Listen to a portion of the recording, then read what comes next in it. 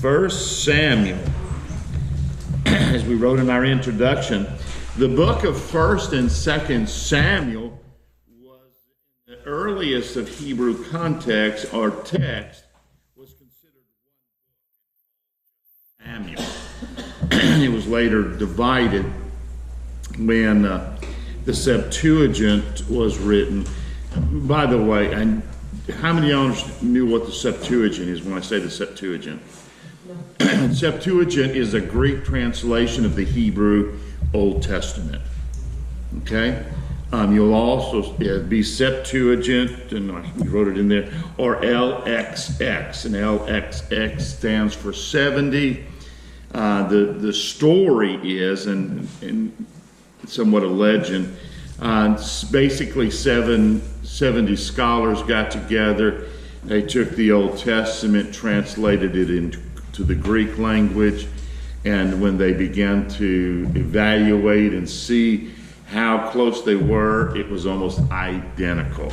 Again, the legend is, but that's the Septuagint. It's helpful with somebody like me. I can read somewhat Greek and understand Greek a little bit. Well, I don't understand Hebrew at all. But then I can go back and look at what Greek words were used back then in translating Old Testament. So when the Septuagint was written, it was divided into two different books. The book of First Samuel covers the period of time from the childhood of Samuel through the reign of Saul and to the beginning of the reign of David. Samuel was the last of the judges. We mentioned that last week. Also, Saul is the very first very first king. Little Freudian slip there. Very first king of Israel. Not to be confused with the Saul. Okay? Another guy. The authorship of First Samuel is unknown, as we wrote there. It could have been started by Samuel, who we believe wrote and at least collected the information for the book of Judges and got those across. But yet we have his recorded death in chapter 25, verse 1. And so the rest of 1 Samuel and then also of 2 Samuel would have been written by somebody else, possibly Nathan, the prophet, or Gad. But other than that, we just don't know. So the author is really unknown who wrote it. There are three main figures that you will find in the book. Samuel being one of them, Samuel, who was the last of the judges, was also the very prophet and God's spokesman through the majority of the book. The second person is Saul, first king of Israel. We're going to talk a little bit more about him a little bit later. And then the last one is David. David, the great king of Israel, second king, though, following Saul. Number 4 is the theological themes that we find in 1 Samuel. The first one is the Davidic covenant. The Davidic covenant. In 1 Samuel chapter 2, verse 10, it says this: "The adversaries of the Lord shall be broken in pieces. From heaven he will thunder against them. The Lord will judge the ends of the earth. He will give strength to his king and exalt the horn of his." The name Christ in the New Testament literally means anointed, the anointed one. So Jesus Christ is really Jesus the anointed Messiah. So here it is a prophecy that the Davidic covenant would last on through the coming of the Messiah. He would be part of that Davidic covenant. Another theme you'll find in there is the sovereignty of God. The sovereignty of God. We see that in the birth of Samuel and by Hananiah and her prayer. Lord, if you will bless me with a child, then I will, give him to you the rest of his life. Also, we see the sovereignty of God in that God rejects Saul and then says Samuel to anoint David and choosing David to be king. So nothing could stop God's plan for ultimately David. Number 3, or letter C, is the Holy Spirit empowering. And where this is somewhat different than the New Testament, the Holy Spirit would come upon people, they would act out and do what they needed to do under the Spirit's control, and then the Spirit would leave them. And so we see that. And he came upon his people, and Saul. Well, notice that he came upon Saul and also David. So we'll see that, and a little bit more information a little bit later on. The 4th one, letter D, is it demonstrates a personal and national effect of sin. The sin of Eli, who is the priest at the time that Samuel is born, also his sons, and their rejection of God's way, ultimately their death, the lack of reverence when using the Ark of the Covenant, and they're using it more as this is the presence of God. This is almost like, I would say somewhat, we kind of use the cross today. Anytime we see a cross, we have a tendency of saying, ooh, there's something special about that, as if God shows up. And no, God is always here, but we kind of use it as a symbol about the cross. And so they use the Ark of the Covenant in the same kind of way. Also, Saul's disobedience that ultimately cost him his kingship, and we're going to talk a little bit more in just a few moments about that. Number 5 is the brief outline of the book. 1, the first transition of national leadership from Eli to Samuel, chapters 1 through 7.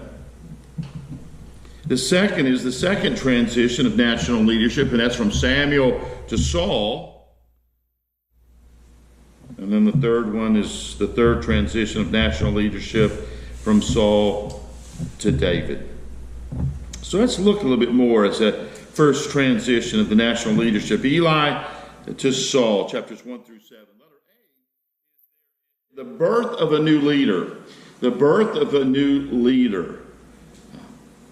The parents are, as we said, number 1, Hannah and Elkanah. She is barren, disappointed by that.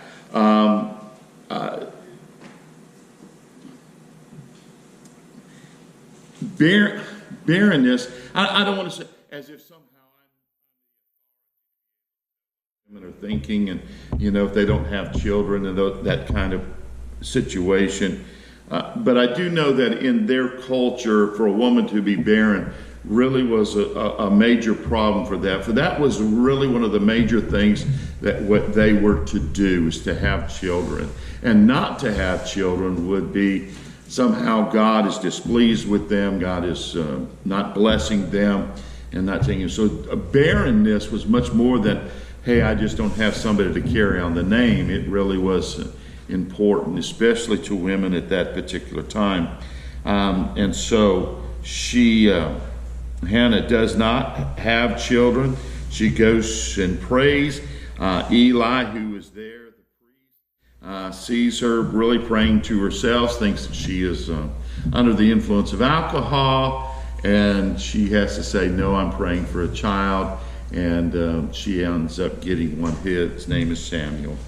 And so the promise of Hannah is made, and Hannah says, if God, you will give me a child, once he is weaned, I'll then give him to you for the rest of his life. And so it still would be her child, but it would be dedicated to the Lord. So we see the birth of a new leader. The second thing, letter B, is the need of a new leader. You say, well, why do we need one? Well, Eli, his two sons,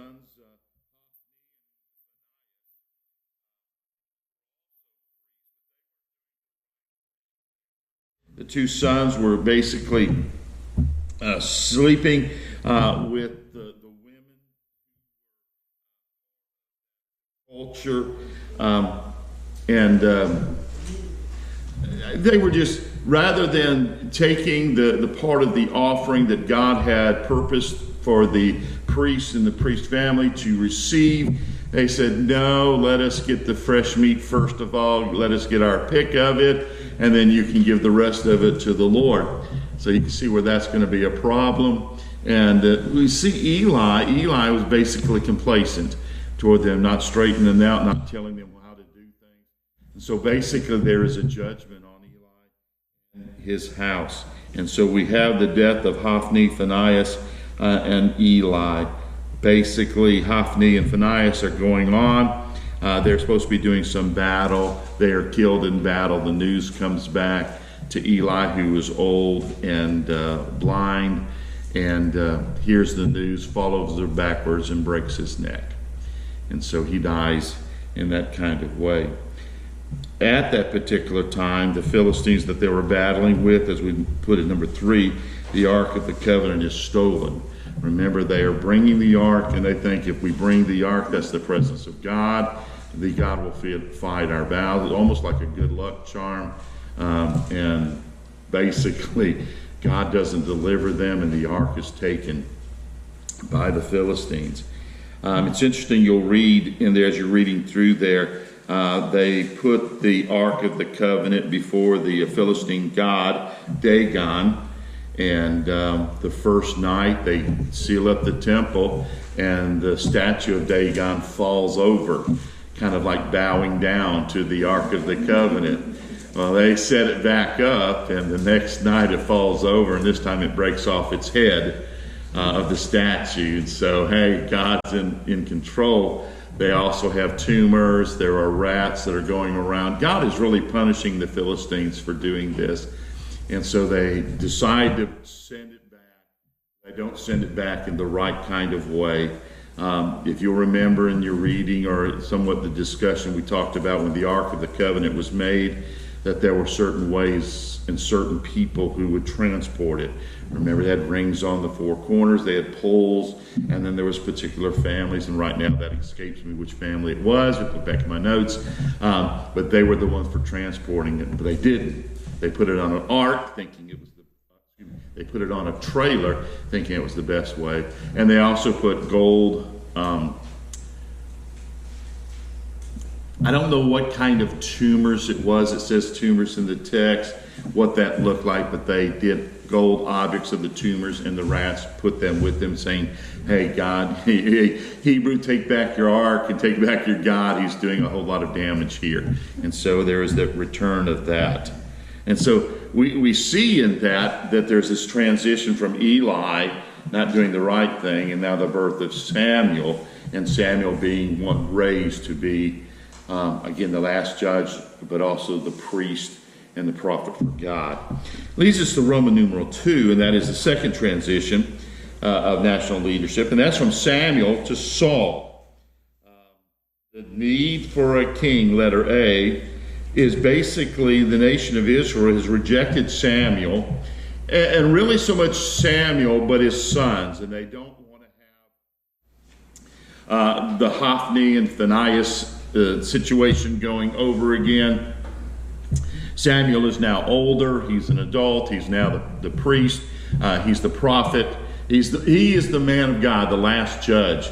And so the king, the people say, hey, we don't want that. We really want a king that's like the other nations. So number 1, the rejection of Samuel and sons as judges. Number 2 is the rejection of God as their king. And that really is the problem that happens. Now, it's a twofold problem, we think, because they are rejecting God, who's the one who's been taking care of them as king. They want to be like the other nations around them, but God knew all of this all along and knew what he was ultimately going to do.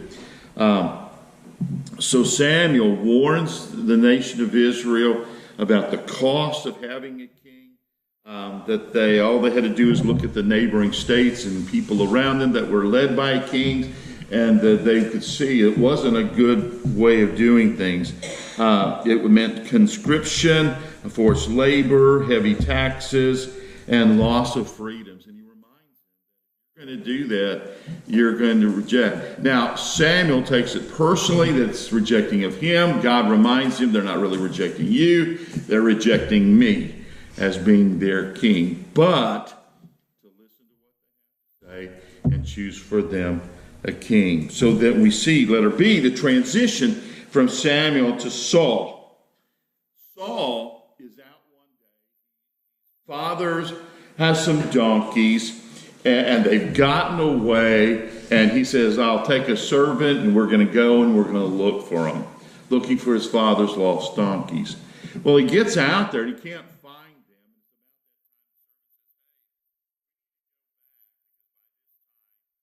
them. Your father's quit worrying about the donkeys. Let's go back. And so they go back, and when they come back to the place where Samuel is and the people are asking for a king, he kind of just stumbles up on this nation, Israel. And God says, he's the one I want you to choose. Now, there are some things about that God says, if you're going to okay, see where I'm headed? Then I'm going to send you a donkey herder. When you start acting like sheep, then I'll send you a shepherd. Okay? It's good stuff there. So, number one, Saul's good qualities. And there are some good qualities. Number one, he's chosen by God. That makes him good. Samuel anoints him as he is chosen, and God's the one who says, that's the one I want to anoint as king, so it's God's choice. Number two, or letter B, he has a striking appearance. He's good looking. He is head and shoulders taller than anybody else in Israel. So if you can imagine, if you're looking out, hey, who you want to make king? And all of a sudden there's this little young guy, and not a young guy, but a young man, and he's head, shoulders, that's the kind of guy we want to be our leader. He looks good. He looks fierce. People are going to be worried about him, what he can do. So he had striking appearance. Letter C, he was spiritually sensitive. Now, when we say spiritual sensitive, we're talking about after he's anointed by God, he prophesies. Means that he spoke the truth of God. Some of that was involved, but he spoke forth God's truth. And so in that sense, he is spiritually sensitive. Also, so did David later on when he is anointed. He does the same thing. Letter D, he had the conviction. He believed in what he said, and we're going to look at some of this stuff that he believes in, but he believes in not to his detriment, but he seeks to do some things in not the right kind of way. Letter E, he had military capability. He knew how to organize troops, get them together, so he's good at that. And then last of all, number F, he was a father who commanded respect of his family. You'll see, and you'll read through there, that when he was after David to kill him, that Jonathan was somewhat loyal to his father and helping situation in there. But we do know that he was willing to die, and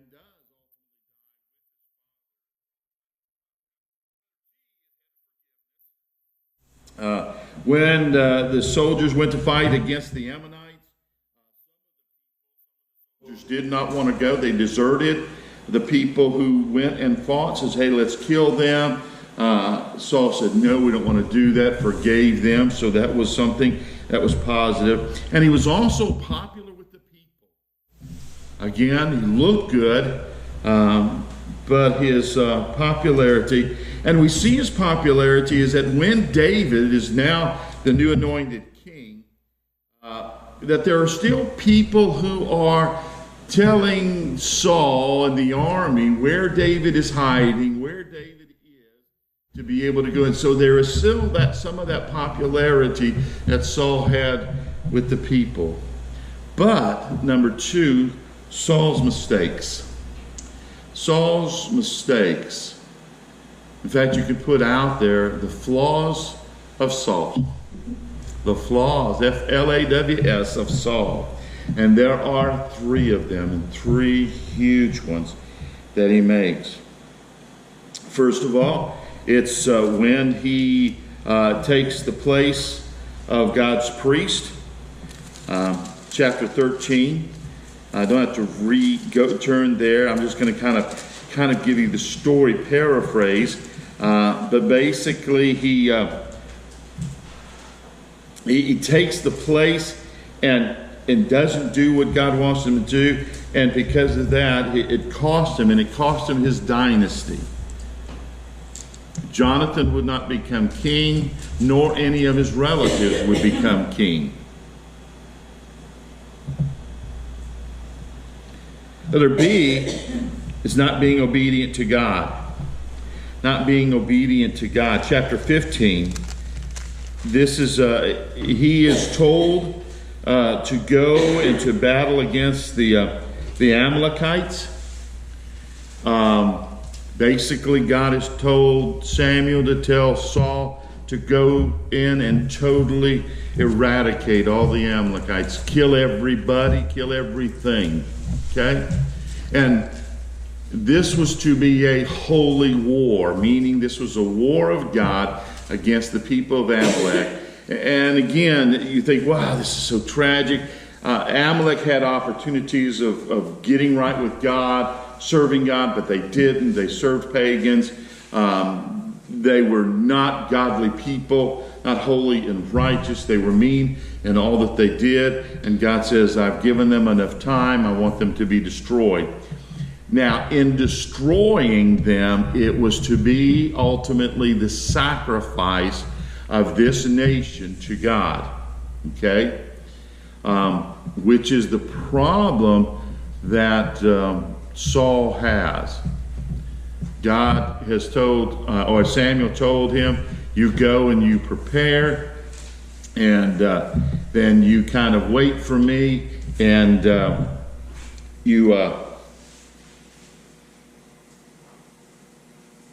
I'll come. The people were kind of fidgeting. They began to desert him. Samuel doesn't come at the appointed time, so he says, bring the animal, the sacrifice. Takes the place of the priest. Samuel offers the sacrifice, and when they're through offering the sacrifice, here comes Samuel, and basically going, hey, what are you doing? Excuse me. Got my stories mixed up. The first one, the ones that he takes the place of Samuel offering the sacrifice, is the first one that cost him his dynasty. This one is the Amalekites going in and totally destroying them. He brings King Agag back with him and some of the cattle, some of the sheep. And he sees Samuel and says, Samuel, I've done everything the Lord wants me to do. And Samuel says, well, listen, if this is all God wanted you to do, then why do I hear the lowing of cattle and the bleating of sheep? You haven't done all that the Lord wanted you to do by utterly destroying them. Well, I brought them back to give an offering to the Lord. And again, that's the problem, is that they were supposed to be sacrificed in the holy war. That was the offering to God. And so ultimately he loses his kingship, letter B. And then last of all, letter C, seeks the advice of the witch of Endor. And this is where I had messed up, and I put 17. Let me see where that was. And that is not chapter 17, verse 7. Does anybody know where it is? I'm thinking it's chapter 27. Excuse me, chapter 28. Okay, chapter 28. Just put chapter 28 out there and you'll get that. basically what Saul had done prior to this, and this is the thing that he did a good thing, is he got rid of all the witchcraft and all the idolatry that was happening in Israel, okay? So he says, hey man, if it's a witch, we got to kill them. But now God's Spirit has left him. Samuel has anointed David to be the new king. He hasn't taken his place as king, but he is the new king. And so he is wearied by everything going out. And so in this particular chapter, Saul dresses up like a commoner and goes to a witch who lives in Endor. She knows who he is. He comes there to ask her as a medium to talk to the dead, that is dead Samuel, and to see what God would ultimately do. There's a couple of problems in the text, and when I say a couple of problems of interpretation, it says that the witch of Endor sees Samuel. Okay? Samuel's ghost. See a problem? Either that's true, or, and this is where I lean on it, I'm not saying Samuel ghost could not have that. If God wants to do it, then God is more than welcome to do as he chooses. But I also don't believe in ghosts. And I believe, and this is an interpretation I've heard, and this is one I hold to, is that you kind of know the writings on the wall, so to speak. Saul's not doing well. Saul's not going to make it. And so it's more of like, I know who you are. I know why you have come. Oh, yes, I see Samuel over there. What, Samuel? Yes, Samuel says that you're going to die in this battle. Well, that wasn't going to be that shocking of a news, okay? And that's kind of where I interpret that. I think the witch said it misleading. I don't think that she was able really to call Samuel's ghost spirit back up.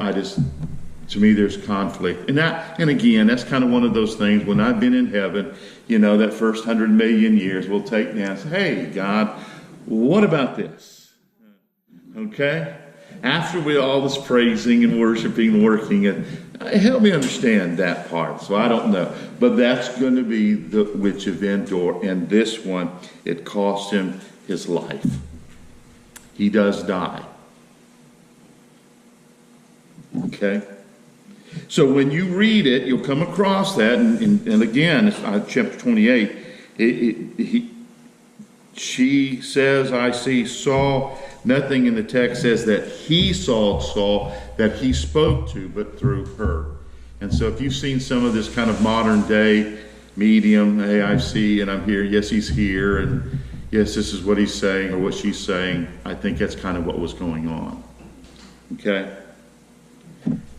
Number 3 is the third transition of national leadership, and that's from Saul to David. And first of all, we have a transition of kingship after he lost his dynasty. God told Samuel to anoint a new king in his own heart, and this was David. David is the son of Jesse. Now remember, this was Obed, who's the father of Jesse. Obed, Boaz, and Ruth last Wednesday. Obed, Jesse. Jesse has sons. One of them is David, the youngest. And again, Samuel goes through and thinks it's the oldest, the best looking. But no, here is David, the youngest one out there tending sheep. And God says, that's the one. You look on the outwardly, God says, I look on the inward. This is the guy that I want. Anoints him as king. And really from that point on, he is king. Now, he hasn't taken his throne. Saul is still there. Saul has some bad law, and so he seeks to kill David and to get rid of him. But there's the kingship. It's transferred. And letter B, the attempts of Saul to kill David. And it was really because Saul heard what the people said in 1 Samuel 18:7. Saul has killed his thousand.